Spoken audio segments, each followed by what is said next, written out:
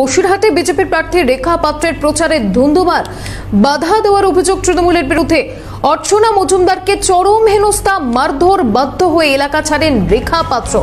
অর্চনা মজুমদার বসিরহাটের খড়িডাঙ্গা এলাকার ঘটনা, বাধা দেওয়ার অভিযোগ তৃণমূলের বিরুদ্ধে এবং তেমনটাই অভিযোগ করা হচ্ছে বিজেপির তরফে। অর্চনা মজুমদারকে চরম হেনস্থা, এমনকি মারধরের অভিযোগ।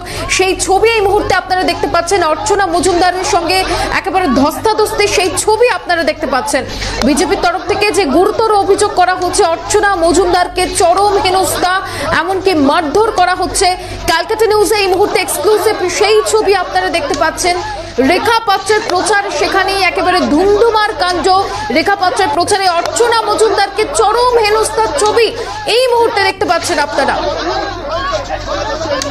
বসিরহাটের বিজেপি প্রার্থী রেখা পাত্রের প্রচারে একেবারে ধুন্ধুমার সেই ছবি এই মুহূর্তে আপনারা দেখতে পাচ্ছেন।